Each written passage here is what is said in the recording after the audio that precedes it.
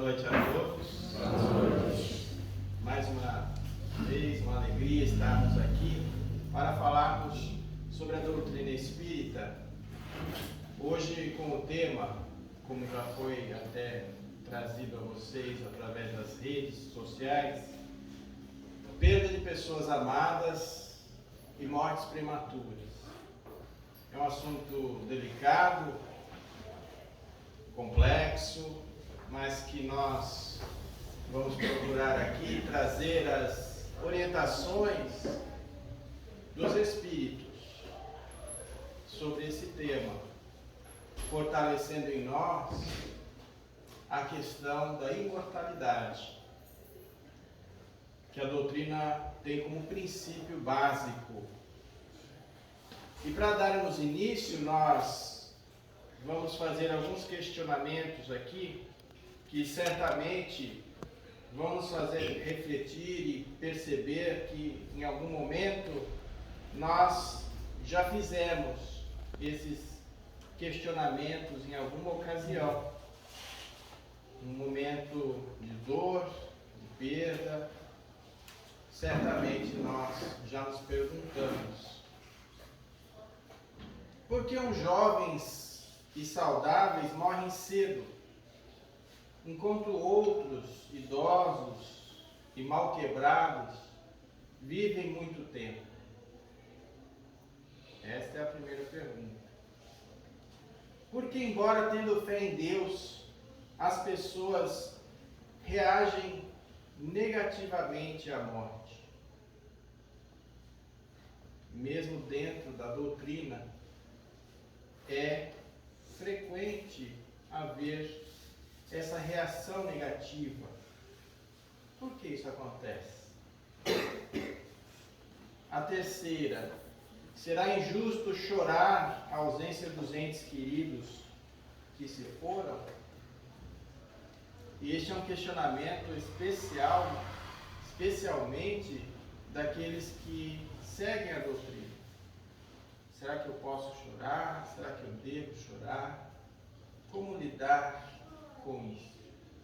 Não é?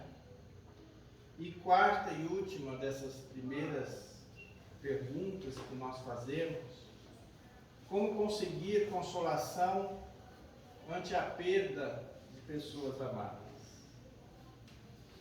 Essas são as quatro primeiras perguntas que nós deixamos para uma reflexão inicial. E agora nós vamos nos recordar de uma ocasião que ocorreu recentemente e que certamente essas questões podem ter vindo à tona em alguns de nós. Me refiro ao acidente que tivemos, a fatalidade, entre aspas, que tivemos com a cantora Marília Mendonça. Certamente que nós questionamos: poxa vida, mas tão jovem, tão criativa, com tantos propósitos ainda em sua vida, e desencarna tão precocemente.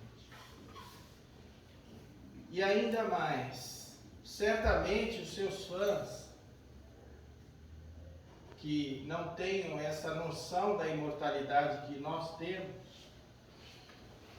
fica com aquela sensação de vazio. E agora? Tudo acabou?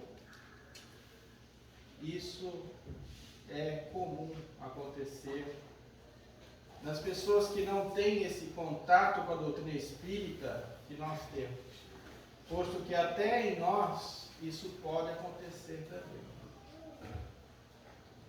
É certo que a partida, ou seja, o desencarne, ele acontece em pessoas jovens, em pessoas idosas. Não tem uma idade certa.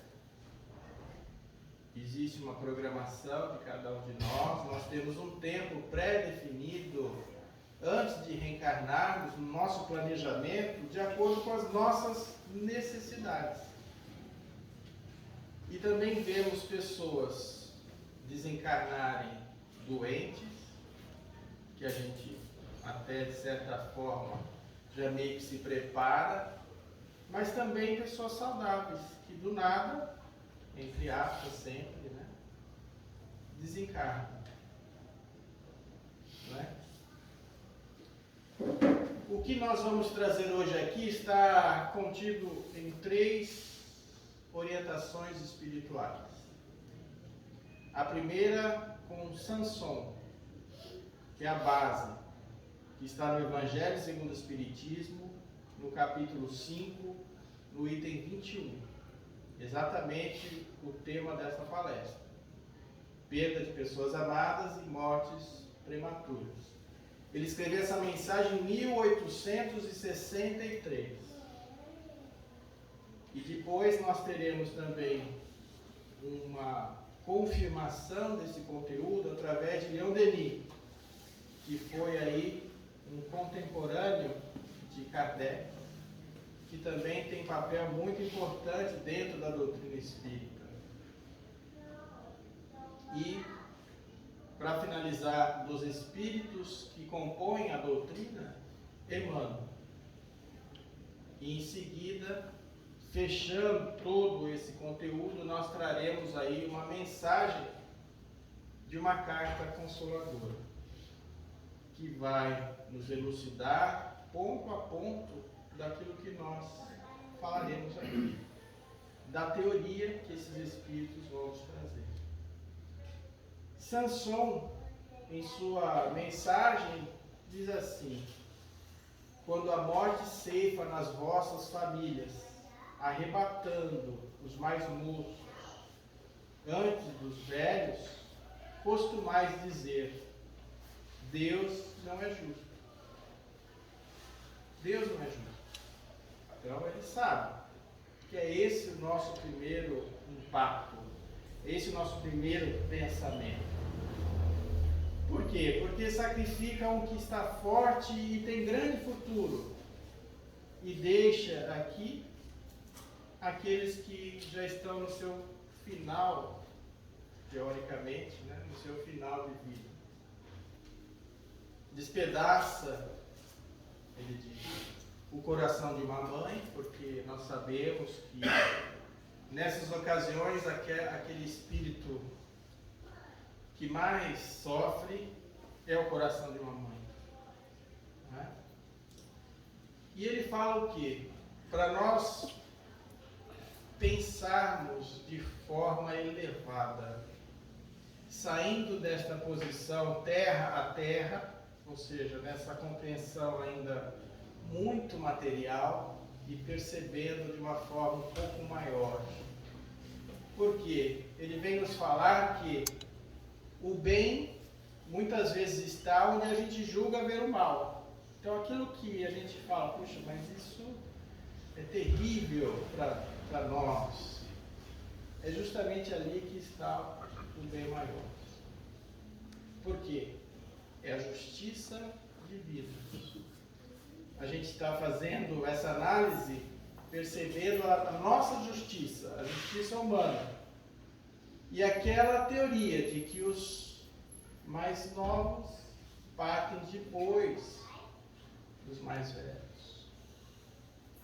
E ele fala que onde a gente vê fatalidade, a gente poderia ver a previdência de forma sábia, ou seja, Deus agindo sobre aquela fatalidade. Porque ele vai dizer para nós assim, será que Deus agiria sobre nós por mero capricho? Deus que a gente fala sempre, né, que é a bondade suprema, inteligência suprema, amor supremo, justiça suprema, ele agiria por mero capricho, aplicando sobre nós penas cruéis? A gente pode enxergar Deus de forma cruel, trazendo esse sofrimento até nós? E ele diz para nós que tudo tem um fim inteligente, tudo tem a sua razão de ser. Como nós costumamos dizer, Deus sabe de todas as coisas. e sabe também o que é melhor para cada um de nós. E ele traz para nós a colocação também de que é preferível a morte. Veja só, é o Espírito que está trazendo isso, né? É importante a gente sempre destacar que não é uma posição de alguém que fala aqui, mas de um espírito elevado que está dizendo isso. É preferível a morte do que uma vida de desregramentos que poderia acarretar àquela família, por exemplo, um sofrimento muito maior. Vamos supor que uma pessoa, um jovem, esteja pelo caminho dos desregramentos, entrando para caminhos escuros, e vem a morte. E a gente se lamenta, é claro, nós temos essa saudade, esse amor, não é isso que nós estamos querendo dizer que não é possível fazer, né? Mas, se ele continuasse, será que os desregramentos, será que as situações não seriam ainda mais difíceis no futuro? É isso que ele quer que a gente pense. Então, ele diz para nós que a morte prematura pode ser um grande benefício, porque Deus está concedendo, está preservando-nos das misérias da vida, ou das seduções que pudessem acarretar perdas maiores. Ele pede para que a gente tenha sempre esperança. Esperança porque que futuro nós estamos considerando quando falamos que o jovem teria um futuro brilhante? Nós estamos nos referindo ao futuro da terra, às questões terrenas. Ou seja, é uma visão estreita, ele nos diz. O que vale mais? Ele pergunta. Eu ter uma posição elevada entre os homens, ou eu ter uma posição elevada entre os espíritos bem-aventurados? E até ele chega a comentar que em algumas ocasiões nós estamos sendo egoístas. Por quê? Se aqui é um local em que nós sabemos que temos provas, expiações, sofrimentos, dores, por que desejamos que a pessoa permaneça aqui, sofrendo, passando por provas, passando por expiações, por dores? É importante a gente perceber que essa separação não é eterna. Ela, muitas vezes, esses espíritos estão perto de nós, nos acotovelando no dia a dia. Ele fala isso: mães, sabei que vossos filhos bem-amados estão perto de vós, muito perto.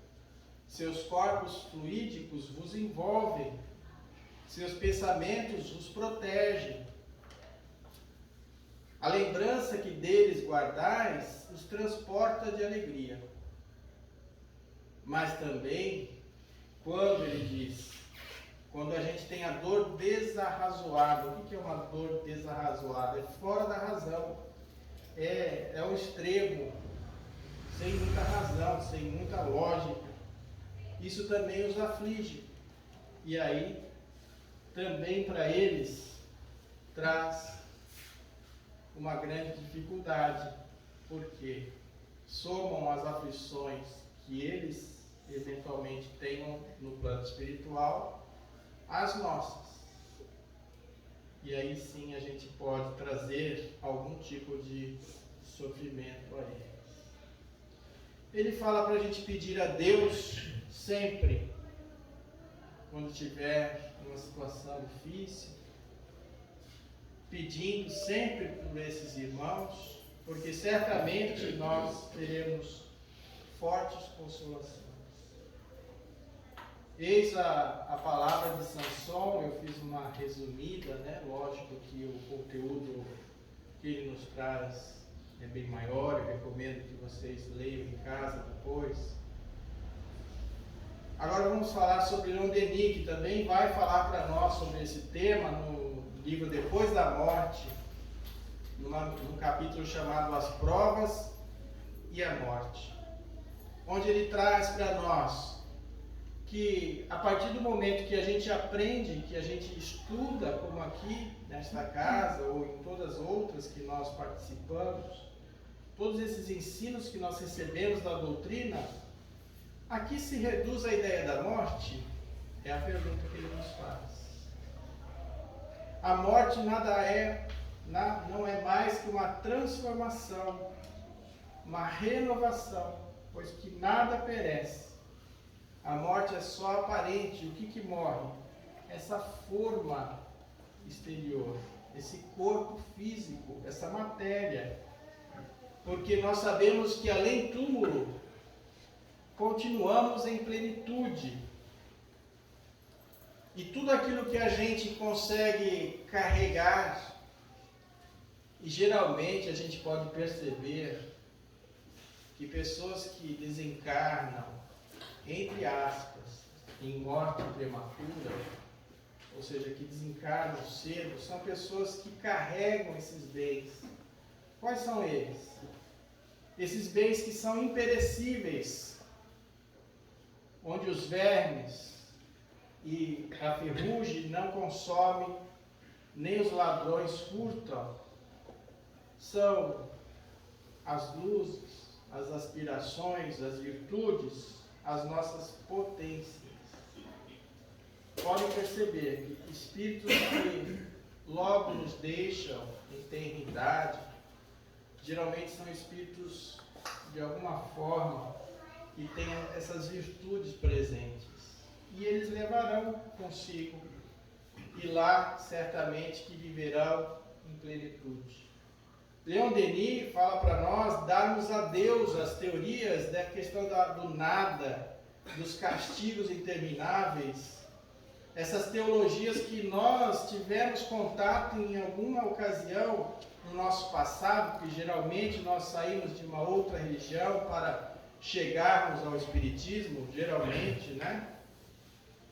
Existem alguns, lógico, que são de berço espírita, então tem essa facilidade de compreensão, mas muitos de nós temos esse passado em que trazia para nós a morte como algo temeroso, como um suplício eterno, ou seja, aquilo que eu fiz de errado, eu me colocarei nesses suplícios do inferno para todo sempre.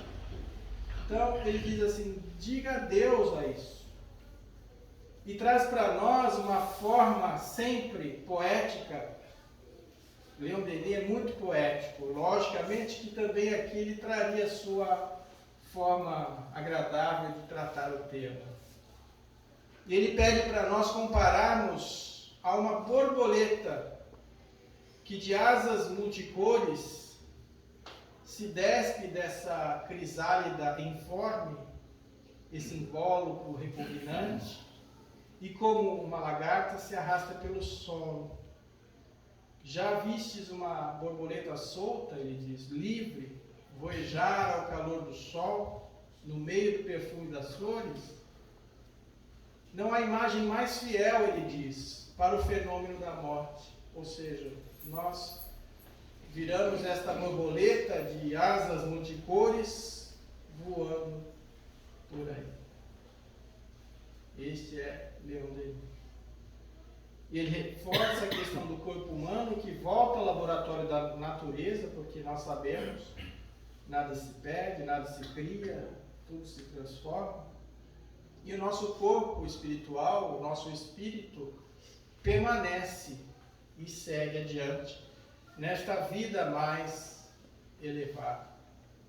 E ele pede no final da sua mensagem, que aqui quem está dizendo é a voz dos mortos, né? Aqueles que ele estudou ao longo de sua existência, e fala assim, basta de dúvidas. Se ainda tivéssemos dúvidas, ele fala, basta de dúvidas. Ou seja, nós precisamos ampliar a nossa compreensão, percebemos que temos um estágio, um tempo limite, um tempo programado como filhos de Deus. Cada qual de nós aqui tem uma quantidade de tempo que permanecerá aqui de acordo com as nossas necessidades. No momento em que aquilo que estava programado para mim acabar, logicamente que eu posso ter uma moratória, se assim for necessário, mas geralmente acabou as nossas obrigações enquanto planejados, nós retornamos ao plano espiritual, que é o verdadeiro plano. E nós nos esquecemos disso. Eu não estou querendo aqui menosprezar a questão do luto, que é difícil, nós sabemos. É importante saber reaprender com a ausência, não é fácil, porque do mesmo modo nós sabemos que esse espírito não estará conosco, pelo menos por algum tempo, até o nosso reencontro, e precisamos então reaprender com a ausência. As cartas consoladoras que nós vemos, e veremos uma aqui logo a seguir, sempre vem com a mensagem: mãe, desapega de mim. Essa é a mensagem como um todo. Em todas elas nós percebemos isso. Emmanuel, para finalizar as 3 colocações, numa mensagem chamada Mortos Amados, ele também diz que é difícil, quando a gente perde a companhia de alguém que a gente ama diante da morte, é como se arrancasse o nosso coração. Ele já vem com mais força ainda nessa expressão.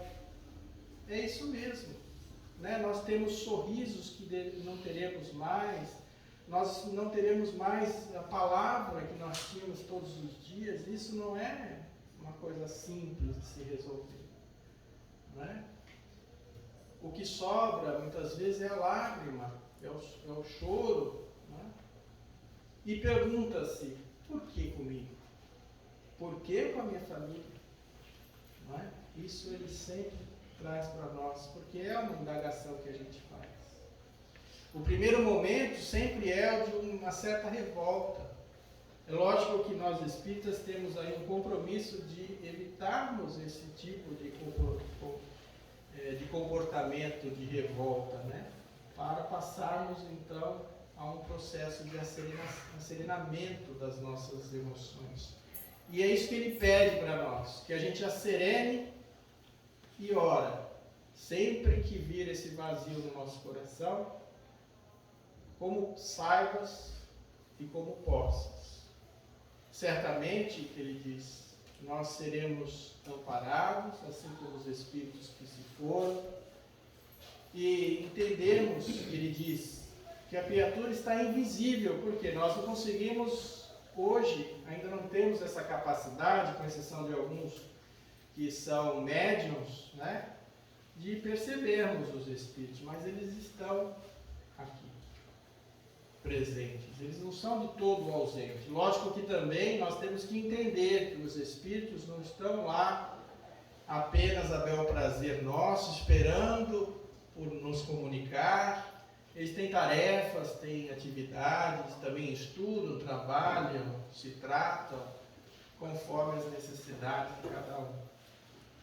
Então eles não estão ausentes, né? Para que a gente possa, ele segue adiante dizendo: chora quando não possas evitar o pranto, mas tenta sempre converter, quanto possível, as lágrimas em trabalho e em preces de esperança. Porque certamente o reencontro não está tão distante. Se a gente pensar pela eternidade que nós temos, pela nossa imortalidade, o que é o período de uma existência, ou o que é o período de 20, 30, 40 anos, que de repente vai ser o período que nós nos distanciamos desses nossos queridos. E agora eu tomo a liberdade para fazer uma leitura da mensagem da Revista Internacional do Espiritismo, de junho de 22, de de um artigo que vem reforçar cada um desses conteúdos que nós aqui trouxemos. O artigo se chama Nós Estamos de Luto, Eles Não. O que diz essa mensagem? O acidente aconteceu décadas atrás. Um ônibus lotado de crianças e jovens em merecida excursão promovida pela escola envolveu-se em colisão na rodovia e despencou de alta ribanceira. Quase todos morreram, causando consternação geral na cidade e, naturalmente, em todos os familiares. Luzia, mãe de Lucas, de 10 anos, não se conformava e entrou em profundo processo depressivo. Ia no cemitério todos os dias. Lacrou o quarto do menino, recusava a doar seus bens. Inconsolável e revoltada com Deus, não se resignava diante do fato. Mobilizaram-se parentes, amigos, até o sacerdote da igreja que frequentava para tentar trazê-la de volta à vida. Tudo inútil. Luzia entregara-se de tal forma à tristeza que parecia desistir de viver para unir-se ao filho. Alice, sua prima, pediu ajuda a Ricardo, um orador, escritor espírita. Queria que ele a visitasse para tirá-la do perigoso marasmo em que ela se comprazia permanecer. Luzia começou a falar ao visitante. Conheço um caso muito parecido com o seu. Inconformada com a morte do filho, a mãe de uma criança da idade da sua se enforcou nos fundos da casa, unindo-se ao esquife do filho que se encontrava na sala. Tempos mais tarde, numa reunião espírita, o filho manifestou-se lamentando o gesto deslocado da mãe. Ela havia adiado por décadas o reencontro com seu filho. Então, o processo do suicídio não era a melhor alternativa para esse reencontro. Na verdade, a gente se distancia desse reencontro quando há isso.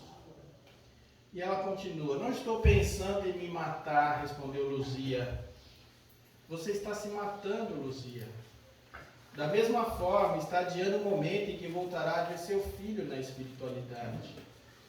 Não acredito muito nessa história de comunicação, e para dizer a verdade, nem sei mesmo se um dia vou reencontrar meu filho.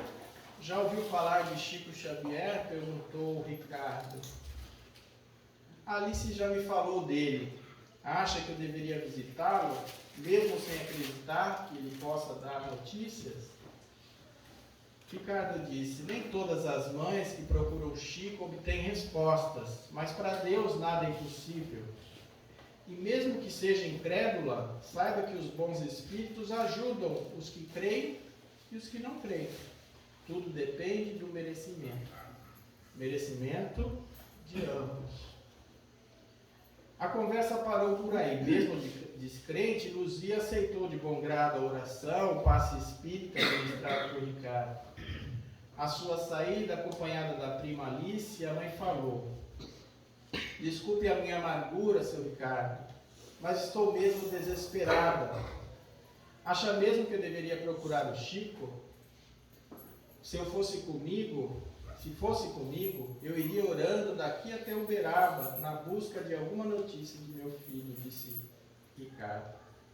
Por coincidência, entre aspas, no final de semana seguinte teria uma excursão que sairia da cidade até Uberaba. A prima Alice comprou 2 passagens no ônibus e foi acompanhando na visita ao grande médico. Era muito improvável que ela conseguisse êxito nessa carta, porque das cerca de 300 mães que iam visitar Chico ao grupo espírita da prece, em cada final de semana, só 10% aproximadamente é que conseguia êxito em receber uma comunicação. Chegando lá, filas enormes, choradeira, calor, um aperto danado. Foi o que elas encontraram. Mas tiveram sorte de se sentar próximo a Chico, ao médico. A 10ª carta lida por Chico assim dizia: por que essa tristeza, mãe Luzia? Estou com vovô Ernesto e vó Cacilda e tenho acompanhado todo o esforço da tia Alice para trazê-la de volta à vida. Foi o vô Ernesto que sugeriu a ela que levasse seu Ricardo lá em casa para falar com a senhora, mãe. Prestou bem atenção nas palavras dele? A senhora está querendo morrer para ficar comigo?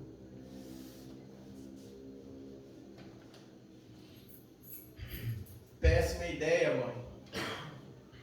Na Terra, por motivos que somente agora estou conhecendo, fui descoberto pela morte. Era para ser exatamente como aconteceu, por razões ligadas ao meu passado. Jamais, entretanto, devemos pensar em descobrir a morte. A vida deve prosseguir, pois daqui a algum tempo estaremos reunidos aqui na pátria espiritual. Agora, se a senhora continuar nessa lamúria, daí sim vai demorar muito para a gente se encontrar. Abra e areje meu quarto, doe-me as coisas. A sua tristeza está me fazendo mal, me contagiando e me entristecendo também. Ainda bem que o vô Ernesto, que aqui é muito respeitado pelo bem que fez na terra e pelo nível espiritual, me coloca para cima todas as vezes que a senhora chora. Luzia e Alice, que se debulhavam em lágrimas, correram até Chico e fizeram menção de abraçá-lo, mas se contiveram diante da sequência da leitura da mensagem. Não desista da vida, mãe. Você tem saudades de mim? Mate essas saudades passando a trabalhar na creche do seu Ricardo. Cada criança que a senhora agradar estará me agradando. Não perdi o meu olhar para você e para os demais queridos que ficaram aí na terra. Tenho esperança de que viveremos juntos aqui uma nova vida, que se abre para os que têm fé e confiança em Deus.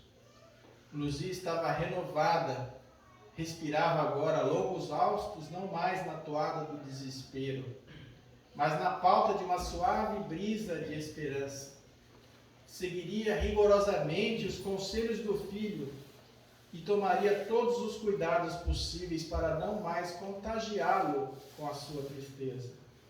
Pelo filho e pelo abnegado Chico, que passou a amar e a respeitar, Luzia não se deixaria mais esmorecer. Seria forte e não mais cairia na depressão, para não prejudicar o seu amado filho. Então logo chegou à sua cidade em companhia de Alice, procurou Ricardo, agradecendo pelo conselho abençoado que havia dado e que graças a ele havia reencontrado seu filho e a própria alegria de viver. No dia seguinte, Luzia estava na creche, mantida pelo centro espírita em que Ricardo participava. Levava consigo não apenas as roupas de Lucas para a doação, mas o coração renovado, confiante no glorioso porvir que seu filho lhe havia revelado. As pessoas que amamos e deixaram a veste física antes de nós não se encontram aprisionadas e afastadas de nós. Vibram conosco, atentam-se às nossas dificuldades e, se possível, vêm encontrar-nos quando recebem permissão, ansiosamente aguardando pelo reencontro. Temos livre-arbítrio de permanecer em luto por tempo indeterminado, mas não é uma das opções mais lógicas. Esta é a mensagem que nós trazemos para essa noite, que vem completar esse conteúdo que os Espíritos nos trouxeram, para que a gente possa perceber. E isto, na verdade, é um conteúdo que a gente encontra em todas essas cartas consoladoras, que somente através de Chico foram muito mais de 10.000, mostrando para nós a realidade da imortalidade da nossa alma, que possamos pensar um pouquinho a respeito e levar essa certeza de que a vida continua.